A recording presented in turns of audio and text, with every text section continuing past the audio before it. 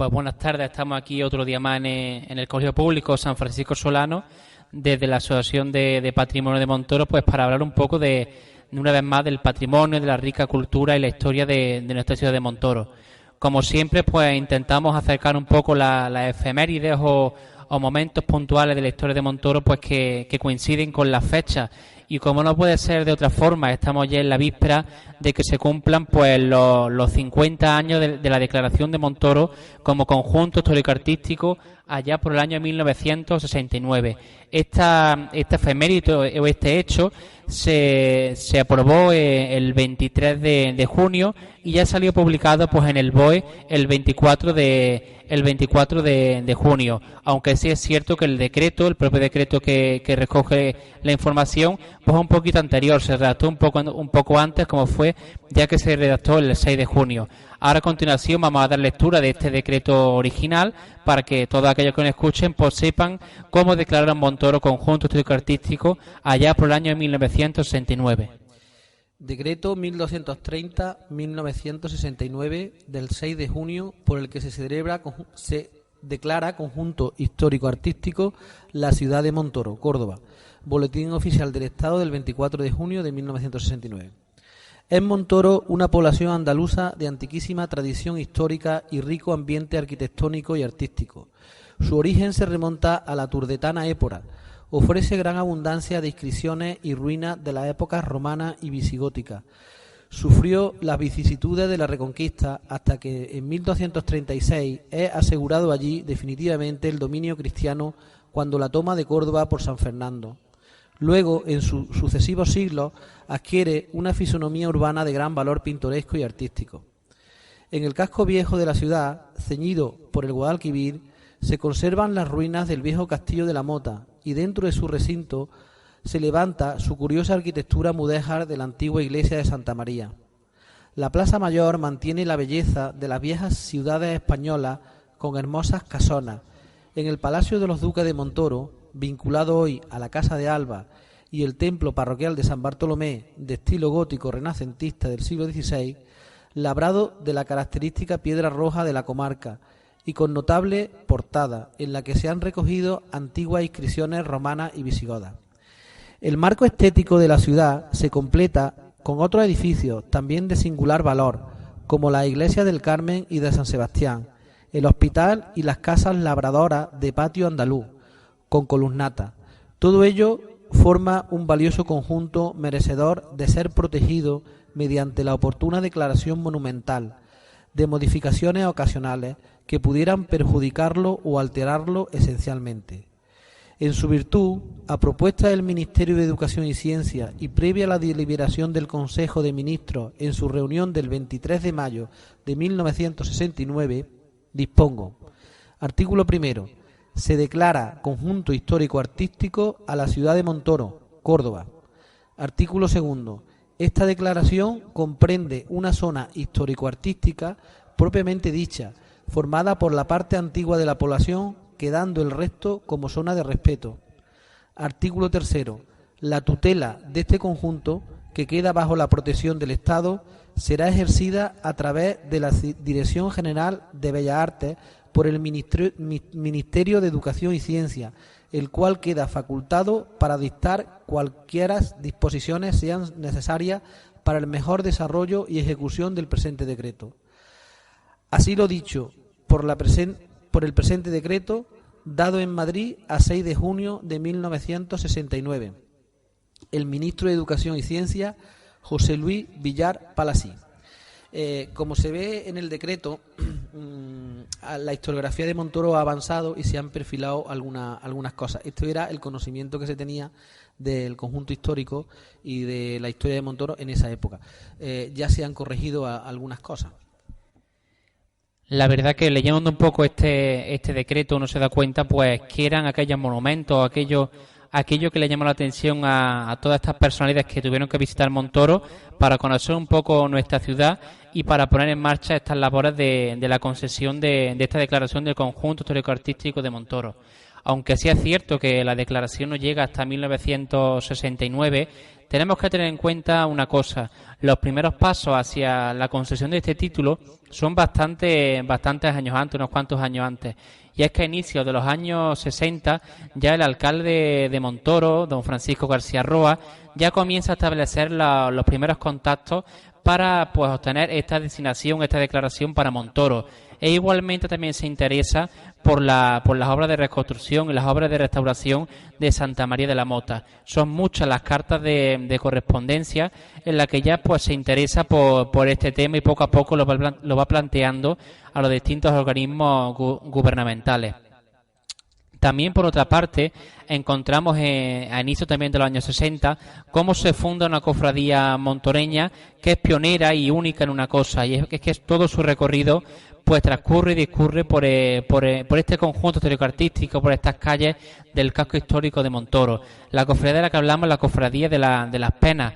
Esta cofradía que se funda, como digo, a principios de los 60 y que establece todo su recorrido procesional por el casco histórico de Montoro. De hecho, es muy curioso como en los primeros libros de itinerarios de la época, además de este recorrido, pues reseñan algunos de los edificios y emblemas más característicos que se va encontrando por todo el recorrido procesional. Por ejemplo, los pollatos curvos, los escudos nobiliarios, las calles así con el sabor que tiene, sobre todo histórico, y dan una especie de explicaciones sobre el nombre de las calles. Y en principio la cofradía empezó el recorrido, su primitivo recorrido por Montoro, y la verdad que a lo largo del tiempo lo ha variado muy poco. Solamente hay una variación significativa, que es cuando llegaban a la calle Batalla de Lepanto, salían a la calle Álvaro Pérez, pues se tiraban para la corredera, iban para el Carmen y después tiraban por la corredera. Pero después vieron conveniente que todo el tiempo irían por el casco urbano más antiguo y se fueron para las Tercias y se fueron para la calle de San José Fartola, creo, ¿no? Sí. Esa es lo que tiene más significativo, el recorrido por las calles más antiguas, que es lo que a esta cofradía la caracteriza del resto de las demás, ¿no? Por eso tiene un Cristo más pequeño y sobre todo eso, que es del año 62, que se anticipa unos años a la declaración y a la valoración del conjunto histórico. Pues en este momento histórico, en esos años 60, vemos como ya se empieza pues a ver cierto interés por el patrimonio de Montoro. También comienzan a editarse los primeros folletos turísticos de Montoro, y a colación de esto pues se consiguió pues esta declaración del conjunto histórico-artístico de Montoro. Con ello, por una parte, pues se pone en valor, se difunde y se potencia pues estas singularidades que tiene Montoro, y por otra parte, pues ya se intenta proteger, porque también tenemos que tener en cuenta que esta declaración tiene detrás de sí también pues una serie de normas, una serie de obligaciones por parte también de los vecinos y por parte también del consistorio montoreño. Cuando uno va a acometer ya cualquier tipo de obra, cualquier tipo de reforma en cualquier vivienda o sitio del conjunto histórico-artístico, sabe que hay una determinada norma pues que rigen todo este conjunto histórico-artístico. Hace ya algunas décadas pues se estudiaron cada una de las casas de Montoro, cada una de las viviendas y edificios de Montoro, y se le estableció pues un tipo de protección según pues su interés, su historia o su singularidad. No solo hablamos de la antigüedad, sino incluso algunos ejemplos de la arquitectura modernista, como puede ser, por ejemplo, la Casa Versailles, también se preocupan y también lo reseñan. No solo hablamos, como digo, de ejemplos muy antiguos, como puede ser la parroquia de San Bartolomé o la parroquia del Carmen o el edificio del hospital, sino que también ejemplos con apenas 100 años también quedan recogidos dentro de este conjunto histórico-artístico y le establecen una protección alta, porque son ejemplos de, como digo, por ejemplo, de arquitectura modernista o de proyectos con una singularidad muy interesante. La declaración se produjo en el 69, ahora cumple su cincuentenario, pero resulta que los trabajos de catalogación empezaron primero con Juan Bernier, que fue el primero que hizo los primeros catálogos de casa pormenorizados, casa por casa, con los elementos singulares, los niveles de protección y lo más destacado de cada edificio. Y después se abandonó eso un poco y después Juan Bernier volvió otra vez a hacer, ya con fotografía, volvió a hacer otro inventario. Y después ya en el año 89 se hizo ya un inventario más pormenorizado con cartografía, se analizaron las zonas que tenía, zona modernista, zona tal, zona cual. Y después ya pues el plan de protección último, que es el que creo que fue a partir del 94-96, que es donde ya se puso más en serio la normativa, aunque bien es cierto que la normativa la tenemos, pero la verdad que no se llega a cumplir 100%, no sé si por falta de medios o por falta de interés por parte de la administración del local, del ayuntamiento, independientemente del signo político que tenga, pero la verdad es que muchas veces se hace un poquito la vista gorda a todo lo que es la protección y por ejemplo, hay algunos casos que por ejemplo, no quisiera citar ahora mismo, pero que llaman muchísimo la atención que un conjunto histórico-artístico pues no se vea respaldado desde las instituciones locales como debería, sobre todo el empleo de la piedra molinosa es algo fundamental. Pero bueno, vamos a ceñirnos sobre todo a los niveles de protección, que es lo que nos interesa. Los niveles de protección, primero tenemos el nivel de protección A, que sería un nivel de protección integral, donde todo el edificio está protegido, la parroquia de San Bartolomé, la parroquia del Carmen, San Sebastián, el puente Mayor. Y todo. Están permitidos las obras de modernización y de adecuación, pero no de modificación en ningún momento. Después está el nivel de protección B, que sería el edificios que tienen alguna singularidad, sea del tipo que sea, algún tipo de azulejos que tenga, algún movimiento que sea representativo, modernista o criollo o cualquier otra cosa, o alguna reja, alguna ventana, algunas cancelas que tenga, o algún patio que tenga de protección y que se hace constar en el inventario. Ese sería el nivel B y después el último sería el nivel C. Y el nivel C sería una protección ambiental. Una protección ambiental no es que el edificio tenga un interés en sí en algo, pero sí mantiene las características de la arquitectura popular perfectamente. Está encalado, los huecos son proporcionados, no se ha alterado a lo largo del tiempo sustancialmente. Y entonces ese sería el nivel ambiental C. Y después lo último que tenían es niveles de protección, el 1, el 2 y el 3, que serían los niveles que deberían de adecuarse a cada edificio.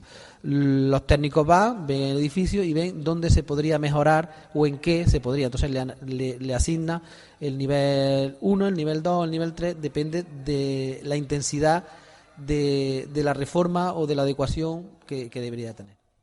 Sí, tenemos también que tener en cuenta una cosa.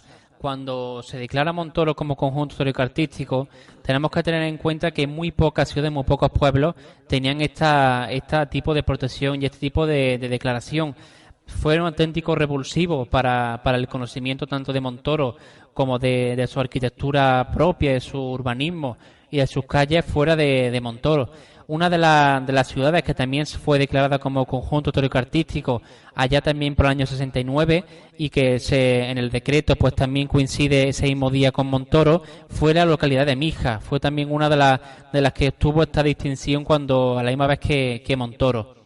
Y es que cuando vino toda esta gente a visitar Montoro para evaluar si éramos merecedores de esta distinción, hubo varias cosas que le llamaron mucho la atención y lo repiten una y otra vez en la correspondencia. Una de ellas fue el uso de esta piedra roja típica de la comarca, como ellos lo dicen, que es esta piedra molinaza típica de Montoro. Cuando ellos vienen, la piedra molinaza está por todas partes, ya sean casas, monumentos importantes, parroquias, y sobre todo una de las cosas que más le impresionó fue el empleo de esta piedra en la pavimentación de las calles. Es cierto que desde hoy es prácticamente imposible mantener las calles como en aquella época, pero sí es cierto también que hay algunos tramos de vía, algunas calles montoreñas por las que no pasa vehículo alguno durante todo el año y que se podía haber respetado pues este tipo de urbanismo de Montoro tan propio, ya sea por ejemplo la calle Panadero, en muchas otras, la calle Mota, otras muchas que sí se debe de respetar por este tipo de urbanismo que siempre ha existido aquí en Montoro. había algunos ejemplos de calles que estaban completamente pues cubiertas de molinaza, como son dos de las calles principales en aquella época. La calle Camino Nuevo estaba completamente cubierta, toda su pavimentación, de grandes sillares de piedra molinaza, y otro de los ejemplos que había era la calle Puente. Eran dos de las arterias principales para la salida y entrada al pueblo en aquella época, y por tanto tienen que estar muy bien conservadas. También la calle actual Manuel Criado Hoyo también estaba completamente pues cubierta de sillares de molinaza. Otras calles por las que no había tanto tránsito de personas y de caballerías, pues sí estaban cubiertas a través de la parte central. Normalmente se cubría pues con piedra molinaza para que fuera más fácil el trasiego de las personas por este tramo de las calles, y luego también pues utilizaban pues la guija para cubrir el resto de la pavimentación de la calle. Este título del conjunto histórico-artístico, más allá de ser una declaración pues muy importante, pues sirvió también como un revulsivo para el ambiente cultural montoreño. Tenemos que tener en cuenta que también en aquellos momentos es cuando se empiezan las obras de reconstrucción de la parroquia de Santa María de la Mota. Pese a ser uno de los edificios más importantes desde el punto de vista histórico-artístico, es una pena que fue de los pocos que quedaron fuera de la protección de la reconstrucción de regiones devastadas, y durante varias décadas pues quedó a merced del expolio y de que siguiera pues dañándose sobre toda su estructura, ya que quedó muy dañada durante la Guerra Civil Española. Una cosa que también quisiera apuntar es que cuando se declara el conjunto histórico-artístico, ellos no declaran un edificio en particular ni nada. Ellos van más a la arquitectura popular y van más a edificios que han conservado su idiosincrasia a lo largo del tiempo, pero que no tienen una cosa especial, sino simplemente ha sido la utilización que ha habido a lo largo de los siglos, y que tiene una personalidad propia, ya lo ha dicho Pedro, mismamente con el empleo en las calzadas, en las calles, pero sobre todo eso, el empleo de... hay muchas fotografías que me llaman también mucho la atención, incluso, y han desaparecido gran parte, de los humeros y de las chimeneas que se encontraban en el casco urbano, en el casco histórico. Eran una sapiencia de arquitectura popular, eran todos diferentes, seguían una estructura parecida, pero todos eran diferentes, y eso también a algunos fotógrafos que fueron en aquella época buscando las singularidades, pues llamaban. Y son fotografías que se recopilaron. Hubo un simposio de arquitectura popular, creo que fue en Arcos de la Frontera o algo, y hay un libro donde vienen muchos tipos de humeros de Montoro, y yo buscando los humeros a eso no lo he visto por ningún sitio. Se han ido perdiendo a lo largo del tiempo. La verdad que ya no se hacen no hay tantos hogares ni se hace fuego en las casas, y se han ido perdiendo de una manera tremenda, pero en la antigüedad y sobre todo en el año 69 pues deberían todavía de conservarse mucho menos, de que no tenemos prácticamente nada. Otra cosa también que me llama mucho la atención es que cuando en la declaración del conjunto, por ejemplo, no habían proliferado como proliferan ahora las terrazas, quitaron después de la declaración muchos tejados y la teja árabe, y implantaron muchas azoteas que la verdad que no tenían nada que ver con lo de antes de la declaración, y sobre todo como Montoro ha sido habitualmente a lo largo de los siglos. Y otra cosa también, y eso ya es lo último que más afea al conjunto histórico-artístico, es el empleo de paelleras, de antenas parabólicas, eso quería decir, de antenas parabólicas. Y también otra cosa que eso sí que es una barbaridad, es el empleo en la azotea. Ya la azotea ya rompía con la estética de Montoro, y cubiertas de uralita o de eso también ha hecho también mucho daño. Muchas personas piensan que Montoro pues lo aguanta todo, ¿no? Porque Montoro es un conjunto, y en el conjunto se tiene que ver desde lejos, y Montoro lo aguanta todo.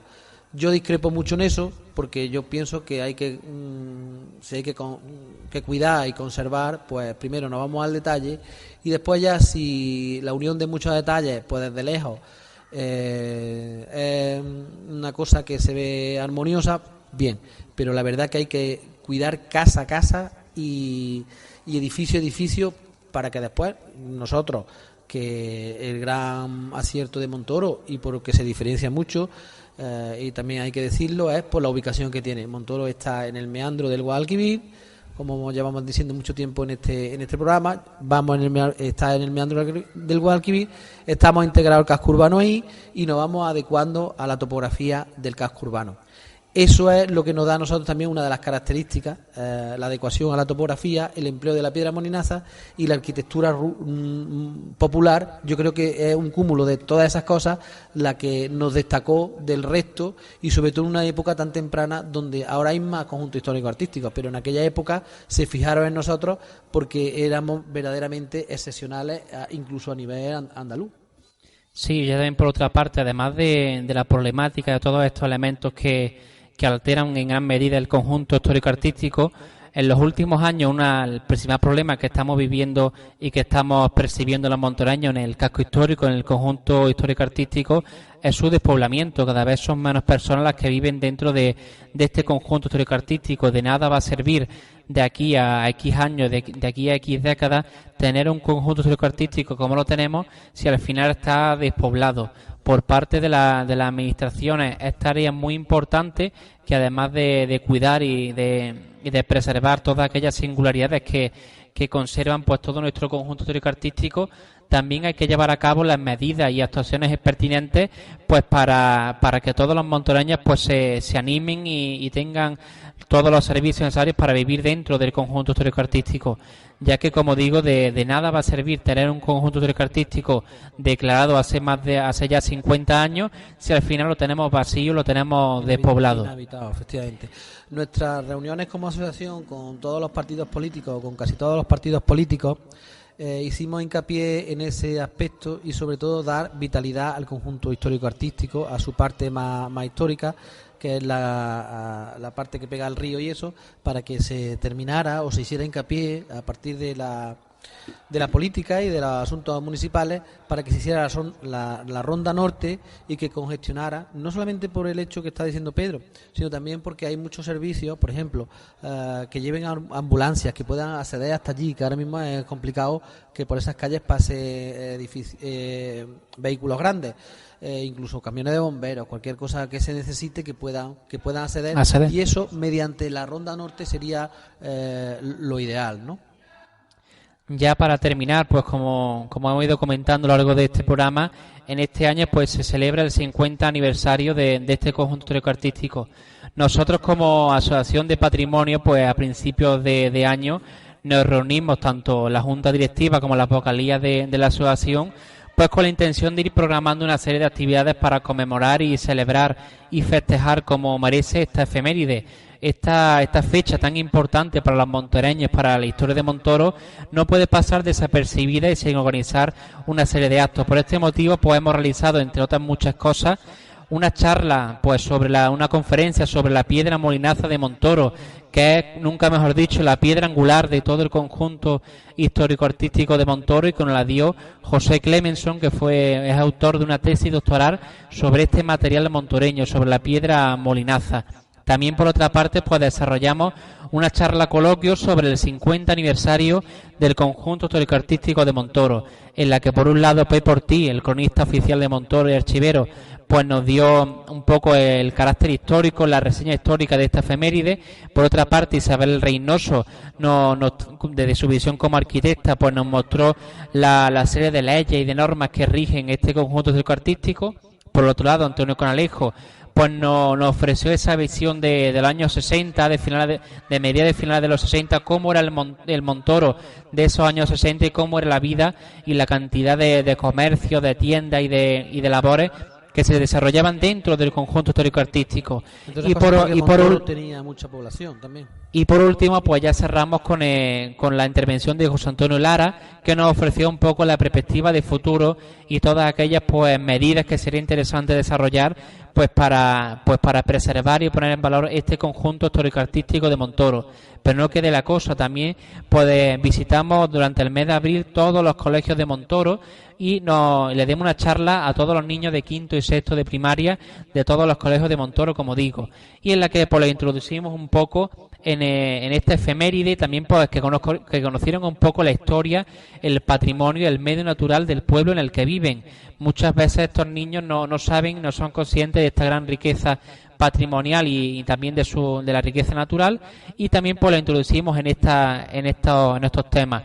Y por último pues también desarrollamos el concurso de dibujo con motivo del 50 aniversario del conjunto histórico-artístico de Montoro, un concurso de dibujo en el que también pues participaron todos los niños de quinto y sexto de primaria y en el que dibujaron un total de 120 dibujos que quedaron pues expuestos también en la oficina de turismo y también pues tuvieron sus correspondientes premios. No terminaremos aquí, durante todo menos queda medio año para celebrar esta efeméride, van a ser otras muchas actividades las que celebremos con motivo del 50 aniversario del conjunto histórico-artístico de Montoro. No es la única efeméride que tenemos en este año 2019, también en el mes de julio se cumple otra efeméride, otro hecho muy importante y que ya veréis cómo también se va a festejar y se va a conmemorar por parte de esta asociación como merece. Bueno, pues ya nos queda solamente dar las gracias a los profesores y a la directora del colegio, San Francisco Solano, y la verdad que estamos muy contentos dentro de la asociación por el hueco que nos han hecho en esta radio y porque hemos dado nuestro punto de vista en muchas cosas, hemos publicitado también muchas actividades de las que hacemos. Y nos despedimos hasta el año que viene. Hasta el curso que viene. Hasta el curso que viene, hasta el curso escolar que viene, esperando que también pues podamos estar aquí hablando de todas las cosas patrimoniales que Montoro necesita mejorar y necesita promocionar. Pues como bien ha dicho Paco, una vez más agradecer al centro y también a Rafa como precursor de esta radio del Colegio San Francisco Solano por la oportunidad que nos brinda con esta radio. Ya por último, para cerrar, pues invitar a todos aquellos que nos están escuchando a través de la radio, pues aprovechar un poco estas vacaciones de verano pues para leer algún libro, para pasear un poco por nuestro pueblo, para conocer algo más de su patrimonio, sus museos y su rico interés histórico-artístico. Parece que puede ser una tontería, pero no lo es, ya que los propios montoreños deben ser los primeros que debemos de conocer pues todo este rico patrimonio histórico-artístico que atesora